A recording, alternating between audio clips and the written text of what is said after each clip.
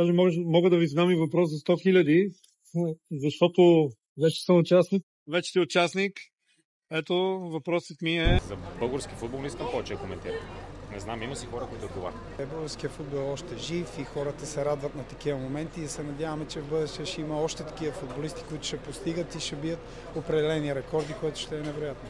Мисля, че всеки един даде най-доброто от себе си, въпреки че вече сме на преклонна възраст и не ни слушат краката. Но смятам, че се забавляваха всички, които бяха на стадиона днес. Искам да кажа нещо за българските млади футболисти, че не трябва да чакат всичко да им се дава даром, а трябва да работят.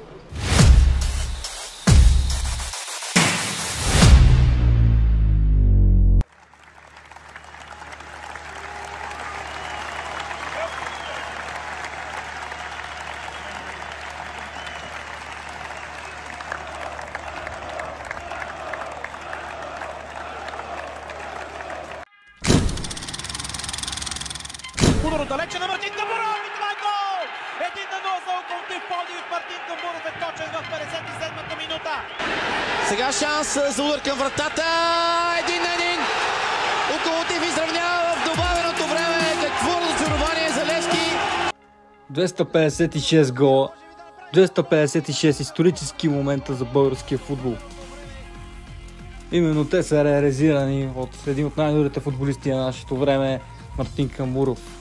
След феноменалната си кариера той направи страхотен бенефис, който участваха купища легенди на българския футбол и както и тези на Локомотив Пловдив. Уважиха го големи имена като Христо Стоичков, Стилян Петров, Мартин Петров, Христо Бонев, Валери Божинов и много други. Началото на матча даде не кой да е, а легендата на Локомотив Пловдив и българския футбол. Футболист номер 1 на Пловдив за 20 век Христо Бонев Зума.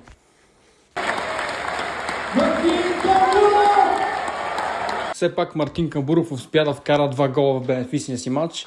Един през първото полувреме, един през второто полувреме от Успа.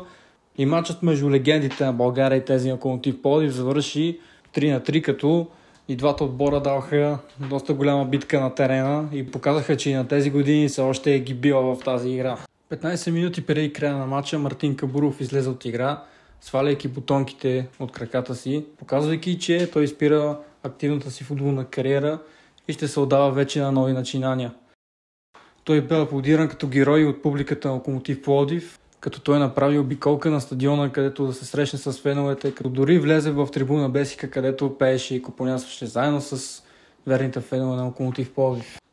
Веднага след края на матча, множеството деца, които присъстваха на стадиона, излязоха на терена, за да се снимат със своите любимци, както и да поритат малко топка на терена. Току-що приключи звездният матч на Мартин Тамбуров, завършил 3-3. При нас е легендата на един от най-големите тими водещи в България, Николай Кънчев. Където господин Кънчев, какво е впечатлението от този матч?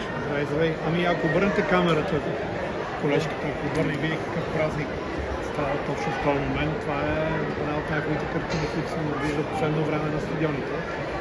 Другата беше на финала за купата, цялото това червено море, който обаче увекна малко по-късно. Футболът трябва да забавлява хората, футболът е празник. Колко малки деца има, колко майки, никой не се притеснява, няма омраза, няма. Да, то нямаше реално и битка, да кажем, защото беше бенефис, но имаше голямо уважение. Тук имаше играчи от Левски, ЦСКА, Ботев, Локо, кръвни врагове в кавички. Трябва да забравим това вече за кръвните врагове. Това са, те са на терена заедно и казват, че могат да играят заедно. Марто е пример, Марто е бил в много отбори, различни отбори и не се е справил. Професионално е играл. Аз бях в една телевизия, сега съм в друга. Мисъл, нищо лошо не мога да кажа. Нито за работа, нито професионално. Трябва да се гледаме на работа професионално. Даже мога да ви задам и въпрос за 100 хиляди, защото вече съм участник. Вече сте участник. Ето, въпросът ми е с кого се снимат? Ето на тази снимка. Камерата. Джокер.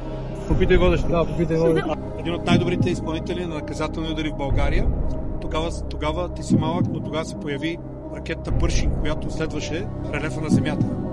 Ако има планина, ракета се вдига, виждаш. И неговите удари бяха такива. От 30 метра правеха е така. Играеше в Спартак Плевен. Да, вкара на Франция. Пламен Гетов. Да. Велик футболист. Така че ето да ги видим тук. С мен беше Андрей Желязков. Долу какви хора имаше само и как я пипаха. И стана хубав матч. Най-важното е това празника. Най-сетне виждаме нещо поне позитивно малко в българските терени. Толкова много хора събрали се в една добра кауза. Бех се сеси по трибуните. Хората просто се радваха на този спорт. Днес е и 1 юни, денят на детето. И тук е към жил деца. Според вас, може ли Мартин Камбуров така да ги насочи към футбола, да ги мотивира да почнат да тренират този спорт? Може, разбира се. Може. Това е сериозен такъв старт за палка. Вижте, те даже повечето от тях излязоха до тях. Интересуват много звездите. Там се играят, ритат. Много готино. Да си фен на някой отбор, това е много велико чувство. Много се изкефи как тук феновете на приеха Марко, как го изпратиха, когато свали обувките. При нас е една от легендите на българския футбол, играл в Англия в отбората Манчестър Сити, в Испания за Атлетико Мадрид, господин Мартин Петров. Здравейте! Какво ви е впечатлението от този матч?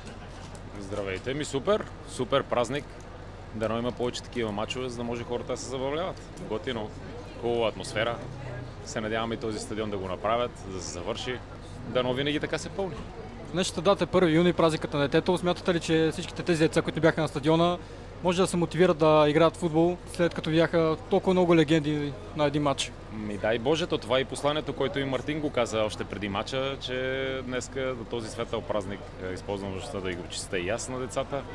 Дано така да се запалят още повече и да си кажат сега вкъщи, като си легнате, защо пък и аз след някое време да не събере и аз така да направя. Това да им е мотивацията, това да ги накара да не се отказват и винаги да следват мечтите си. Разбира се, това са готини мачове и запалват много повече деца.